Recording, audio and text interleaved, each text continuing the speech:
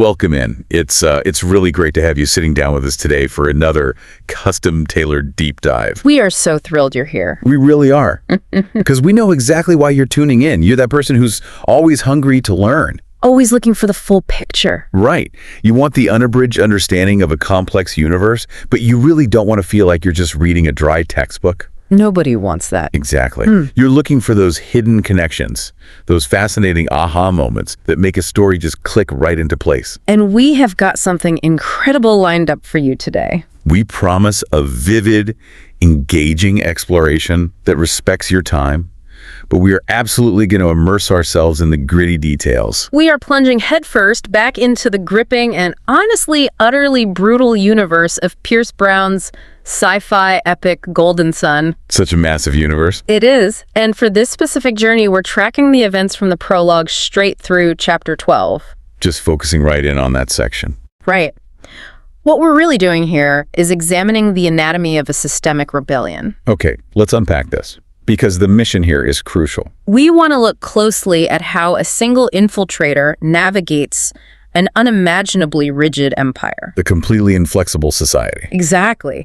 And he's constantly trying to balance his own profound personal grief against a massive, high-stakes grand strategy that could literally shatter worlds. Right, and since you're already familiar with this universe, we don't need to spend time rehashing the entire color-coded pyramid. You already know the basics. Yeah, you know the terrifying reality of this solar system. You know, the golds sit at the absolute top. Engineered to be physically perfect. Fiercely intelligent god rulers. And you know that resting at the very bottom, carrying the crushing weight of this entire society, are the Reds. The unskilled laborers just toiling in the dark. But what's crucial to keep in mind as we jump into these specific chapters is the underlying philosophy of this structure. It's not just a class system. No, it's a genetically and surgically enforced reality. The architects of this empire didn't just assign jobs. They altered human DNA. Exactly. They altered DNA to create a color-coded society of what they call perfect efficiency. Perfect efficiency? But that efficiency is a total illusion. It's built 100% on a foundation of slavery suppression and absolute violence. And that brings us directly to our protagonist's dilemma as the story opens. Enter Darrow, Andromedus, the Reaper. The Reaper himself. We know his secret. He was born a low-red miner beneath the surface of Mars. And he was agonizingly carved into a gold. By the rebel group, the Sons of Heirs, to infiltrate the ruling class. He survived the Institute.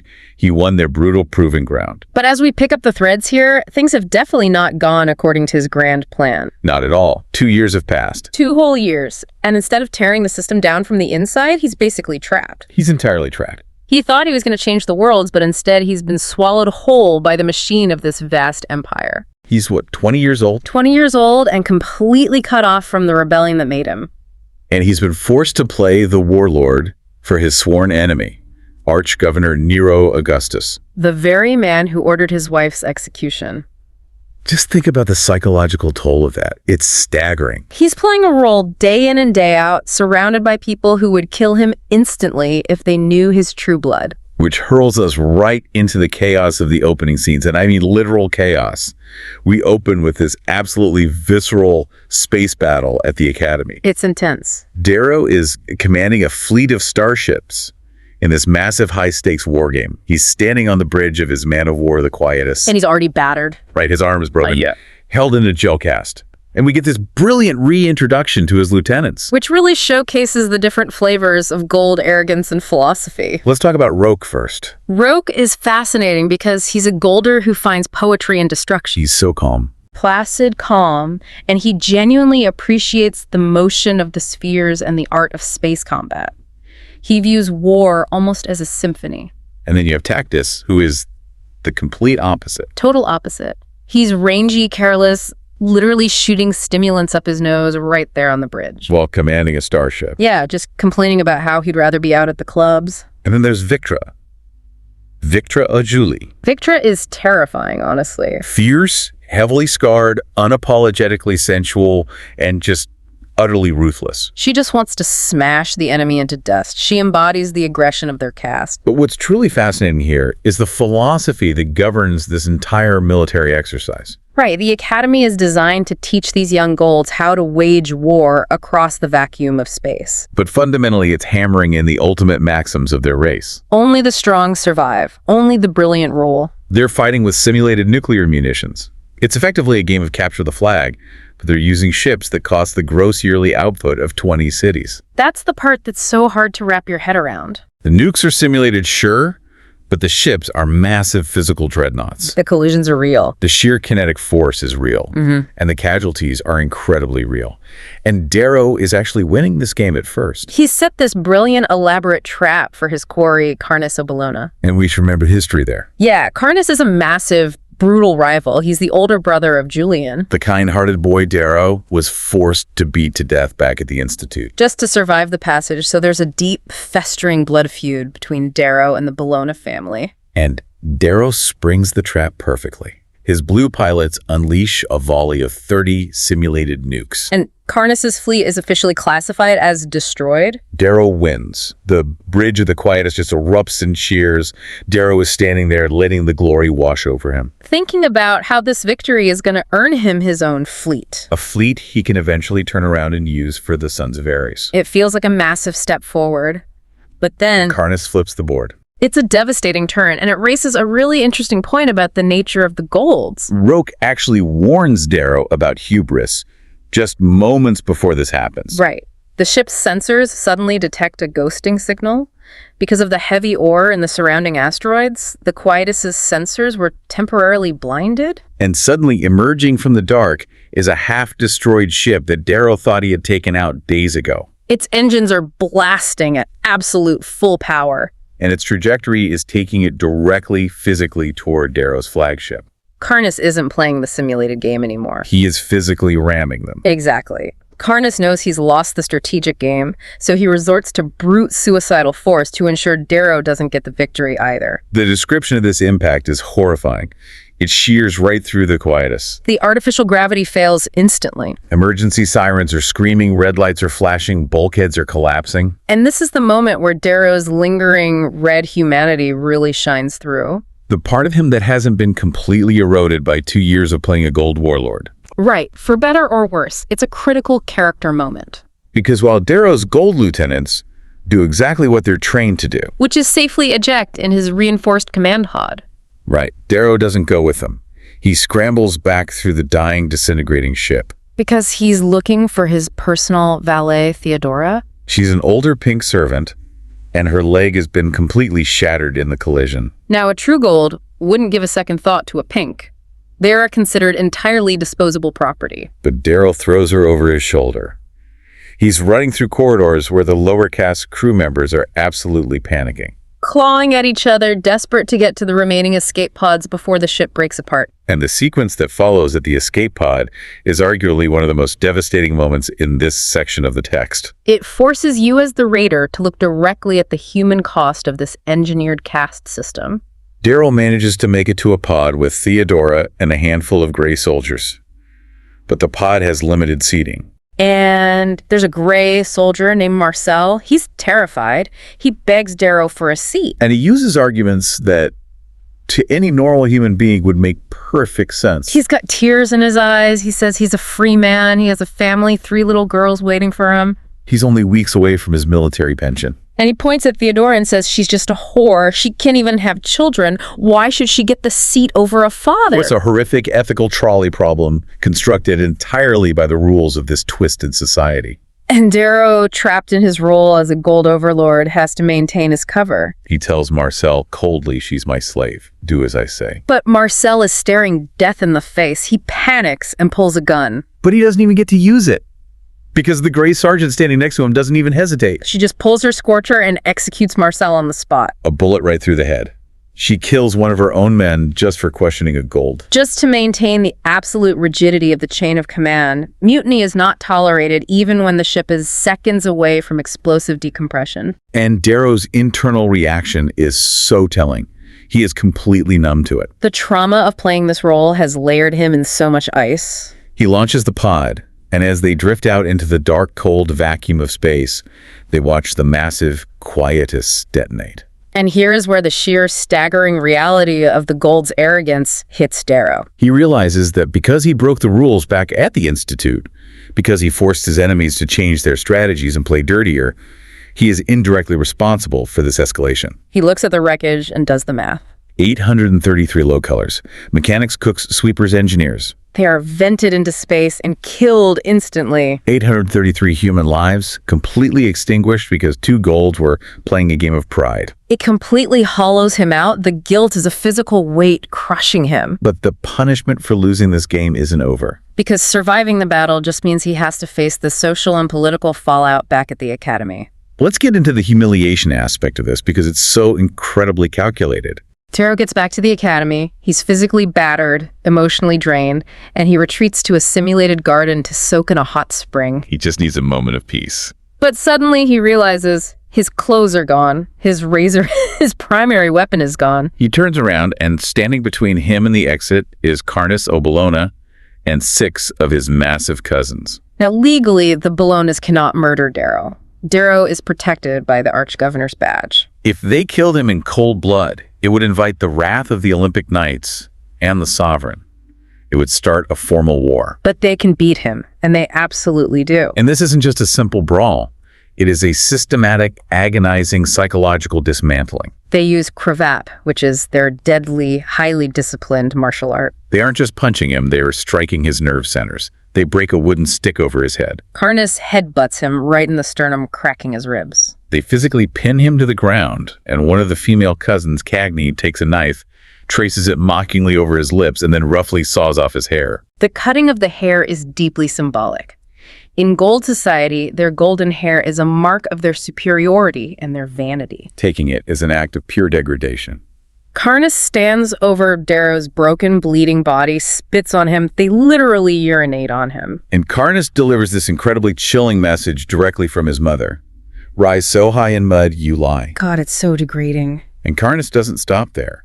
He leans in and tells Darrow that every single time he looks in a mirror for the rest of his life, he needs to remember that he only draws breath because the Bellona family allows it. And that one day, inevitably, his heart is going to be served on their dining table. This whole brutal exercise is designed with one goal: to prove to Darrow that no matter how brilliant he is on a battlefield, he is nothing but a pauper playing a prince. He is entirely powerless against the entrenched, centuries-old Gold bloodlines. They want him to feel small. And that profound sense of isolation and powerlessness pushes Darrow right out of the military sphere and into the political one. Because Darrow isn't just losing his fleet, he's losing his standing. 2 months after this disastrous space battle, we find Darrow standing in the ArchGovernor's office. And if you want to understand how the ruling class views the rest of the solar system, you just have to look at this room. The visual framing here is brilliant. It's peak Gold arrogance. Nero Augustus's office is lined with paneled wood. He has a literal pet lion lounging lazily beside his desk. And the rug they're standing on features a 700-year-old bloodstain from the last Indian emperor of Earth. It's a monument to conquest. And behind them, a massive viewport looks out at the colossal Scepter Armada. Just an overwhelming display of martial dominance. And Darrow is standing right on that ancient bloodstain, listening to his master, the ArchGovernor, discuss the rising problem of terrorism. There have been bombings popping up across Mars cafes, fashion outlets, military barracks. And Augustus's approach to this is utterly ruthless. He quotes an old maxim to Darrow. A fool pulls the leaves, a brute chops the trunk, a sage digs the roots. Right, and you'd think digging the roots means finding the rebel leaders. But no. Augustus believes that striking terrorist training grounds is just a theatrical show. It doesn't actually solve the problem. So what is his grand, sage-like plan? He wants to order false flag suicide bombings. He plans to take low-red families, use them as hostages to force individuals to strap bombs to their chests. And then detonate them in schools and arcades full of innocent blue and green children. And he intends to leave Sons of Ares graffiti at the blast sites. His strategy isn't to fight the terrorists directly. His strategy is to manipulate public perception so profoundly that the other lower castes turn their hatred toward the Reds. He wants the oppressed classes to police and destroy each other, saving the golds the effort. It's sickening, just absolute casual atrocities being ordered like he's picking out a wine for dinner. And think about Darrow's position here. He is standing there secretly, the agent of the very group Augustus is plotting to frame and destroy. And he cannot say a single word in their defense. He just has to nod. But as tense as that is, things are about to get so much worse for him. Enter Pliny. Pliny, the chief politico.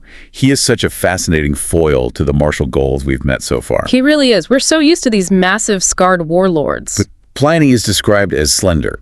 He wears muted lipstick, he has heavily scented hair, and he's dressed in a tight embroidered silk tunic. He's a man who has clearly never even set foot in the Institute. He doesn't have the famous pureless scar on his cheek. Darrow looks at him and genuinely thinks a child could beat Pliny up in a fistfight. But Darrow quickly learns a very painful lesson about power. Physical strength is completely irrelevant in this room. If we look at this through the lens of real-world corporate sabotage or high-level political maneuvering, Pliny is delivering an absolute masterstroke of soft power. Darrow realizes too late that he has been playing a kinetic game. A game of swords, ships, and martial glory. While Pliny has been playing a game of potential economics and influence. Pliny has been orchestrating Darrow's downfall quietly in the shadows for months. He didn't use a fleet, he used whispers. He convinced Augustus that Darrow's ongoing blood feud with the Bellona family is simply costing House Augustus too much. It's not about honor, it's about spreadsheets. Pliny argues that Darrow is costing them money and tariffs, ruining trade deals, and bleeding their political capital with the absolute ruler of the solar system, Sovereign Octavio Lune. Pliny verbally corners Darrow with total precision. He accuses Darrow of being a media hound, of causing unnecessary friction within the ruling class. He frames Darrow as a blunt instrument of war, in an era where House Augustus desperately needs to project peace and stability. Pliny makes Darrow look not just defeated, but entirely obsolete. And Augustus buys it completely. The hammer drops. Augustus isn't just firing Darrow. He is terminating his sponsorship, and he tells Darrow that his contract is being put up for auction in 3 days at the massive political summit on Luna. The speed of the downfall is breathtaking. Darrow is stripped of his Lancer status on the spot. His high-level ID codes are instantly downgraded. He is essentially cast adrift in an ocean of enemies. And this raises such a compelling question for you as the listener to ponder. What do you do when the corrupt system you've sacrificed everything to infiltrate suddenly decides you aren't even worth keeping around? Exactly. Think about what Darrow has given up. He's endured torture, he's committed murders to prove his loyalty to these monsters. He even pushed away the woman he loved, Mustang, because he was terrified his secrets would get her killed. He sacrificed his entire soul for this mission, and in a 5-minute meeting, a guy in lipstick just erases all of it. Darrow is left completely isolated, staring at the realization that his 3 years at hell might have been entirely for nothing. And when you are cast out of the highest towers of power, there's really only one place left to go, the absolute bottom. Which leads us into Darrow's descent into the underworld of Luna. The Augustus household travels to Earth's moon for the summit, and Pierce Brown paints this incredible picture of Luna. It's a planet of extreme, dizzying contrasts. Up above you have the Citadel. It's a place of unimaginable wealth operating in 1/6 Earth gravity. You have golds literally flying around on grav boots between towers that reach miles into the sky. But layered directly beneath this utopia is a sprawling, smog-choked, polluted nightmare known as the Lost City. Crushing poverty right beneath their feet. Darrow is stuck sulking in this tiny closet-sized room at the Augustus estate. He's a pariah.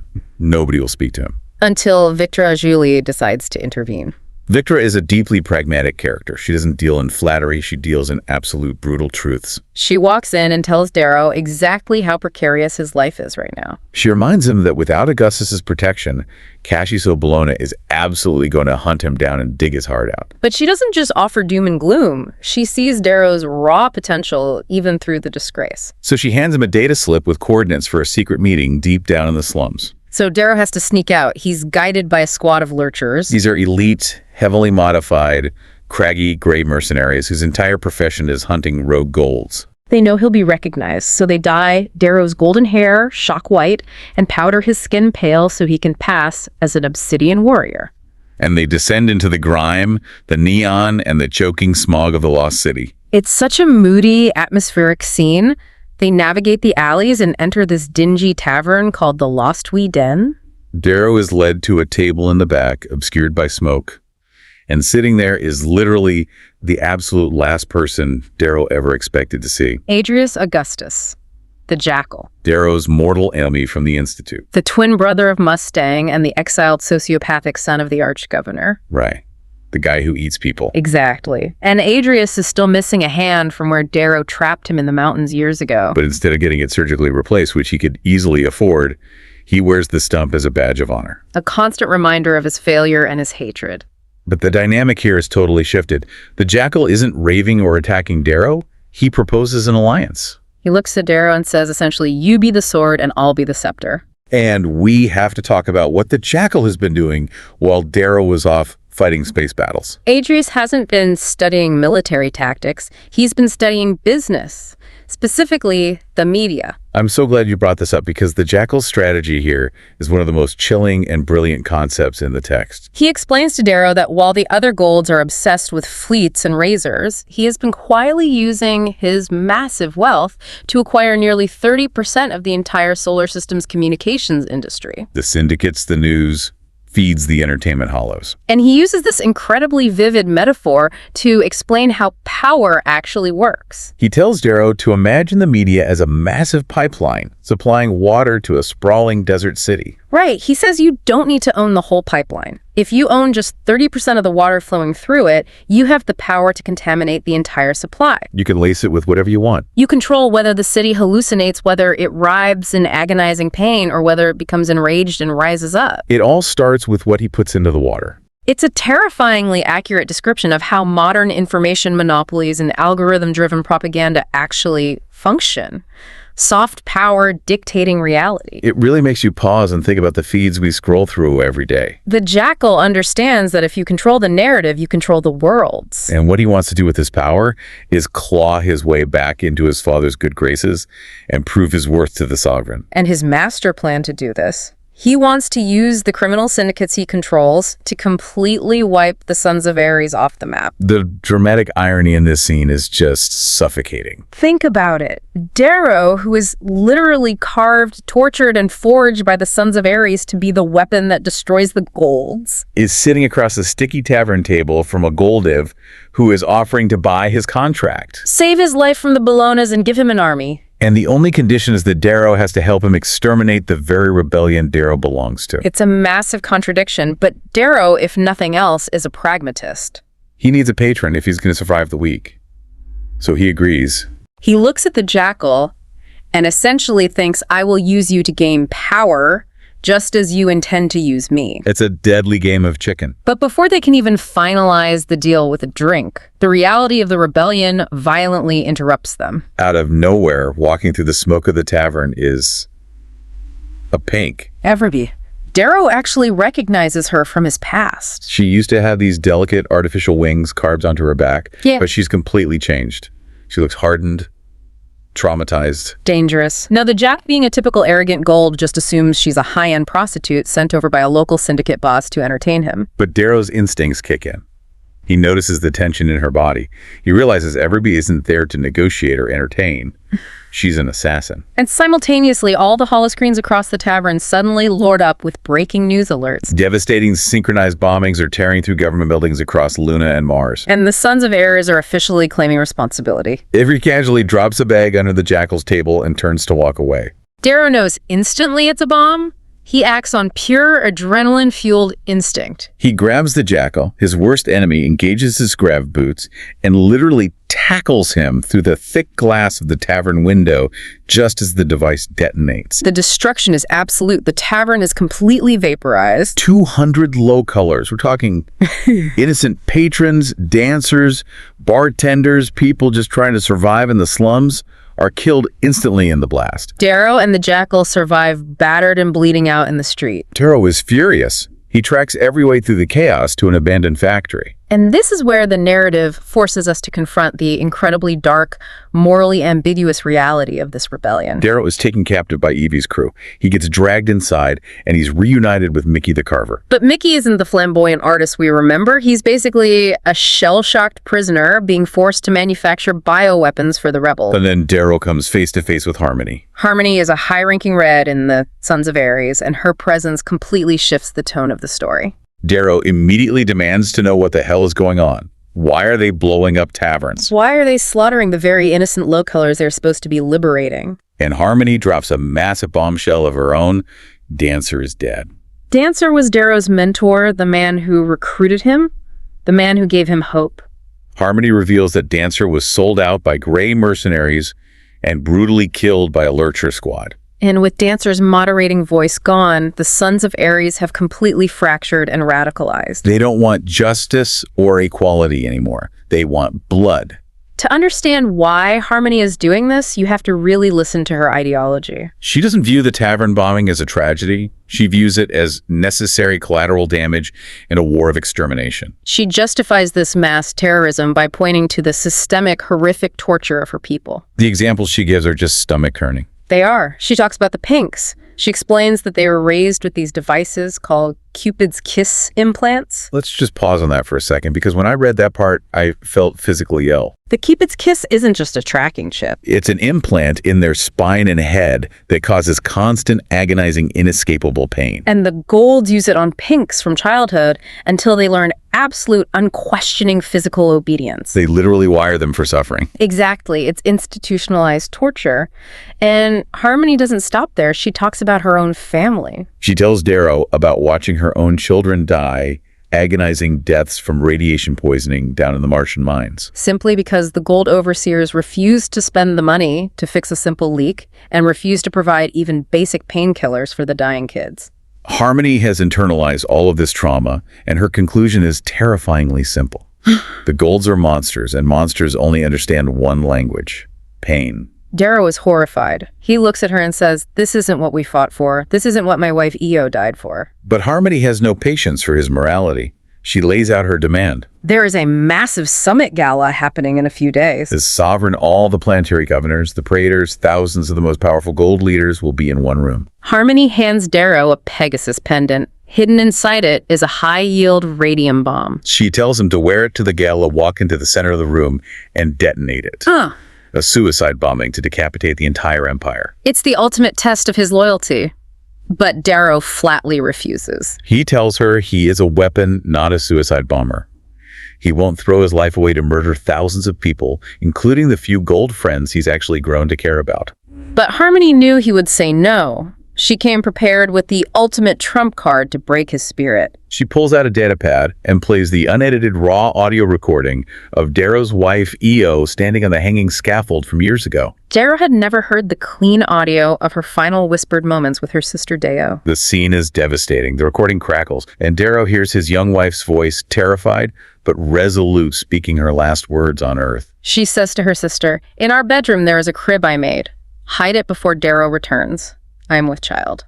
I mean, how do you even process that? Darrow just sits there completely frozen in the void. It's a total shattering psychological break. He realizes in that moment that the Golds didn't just hang his wife, they killed his unborn baby. The family he always dreamed of, the child he wanted to raise, slaughtered before it ever drew a breath. The grief is described as a physical weight crushing his chest. All of his high-minded ideals about justice, about building a better world, they just evaporate in the face of this raw, agonizing revelation. He is hollowed out by despair and completely consumed by a raging fury. He looks up at Harmony, his eyes completely dead, and he says, "Whatever Ares wants, I'll do it."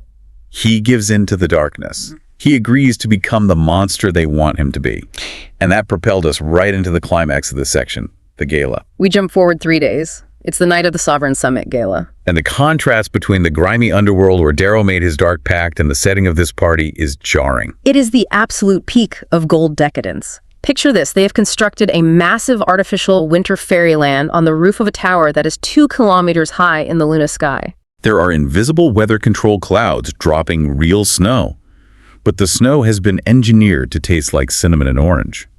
There are massive, intricate ice sculptures and frozen lakes where bioengineered mythical glowing creatures are swimming beneath the ice. The wealth on display is obscene. And walking through this glittering, perfumed crowd is Darrow, dressed in a stark black uniform, wearing a Pegasus pendant on his chest that contains enough radium to vaporize the entire roof. Well, let's really think about Darrow's internal state here. He is a ghost walking among the living. He is mere minutes away from killing 2,000 of humanity's greatest leaders. But he's also fully aware that he's about to murder innocent people. He's about to kill his friends. In fact, earlier that evening, he went into his best friend Roke's room and secretly injected him with a heavy sedative. He left Roke sleeping safely in his quarters, far away from the blast zone. It's an act of love, but it's also incredibly cruel. Darrow knows that when Roke wakes up, everyone he has ever known or loved will be dead. And he will know that Darrow, his closest friend, was the one who betrayed them all. Darrow is wandering through the snow, touching the pendant. All he has to do is twist the Pegasus head, speak the activation phrase, and his pain is finally over. The system burns, but then the crowd parts, and he spots Mustang. Virginia Augustus, the woman he loves. And she looks stunning in a black gown, but she isn't alone. She arrives on the arm of Cassius Bellona, Darrow's mortal enemy. And Cassius has just been named the Morning Knight, one of the highest honors in the Empire. Cassius even spots Darrow walks over and casually taunts him about sleeping with Mustang just to twist the knife. It's unbearable.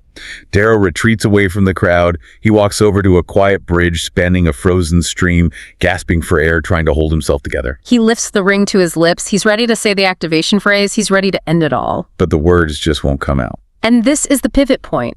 This is where Darrow transitions from a pawn of trauma into a true strategic visionary. We get to witness this profound internal realization. Yeah. Darrow looks around at the power, the fleets in the sky, the unity of the golds. And he realizes that detonating this bomb is nothing but blind, selfish vengeance. Right. If he blows up this tower, it honors Harmony's rage, but it absolutely betrays Eo's dream of a better, freer world. Exactly. Because Darrow realizes the strategic flaw in Harmony's plan.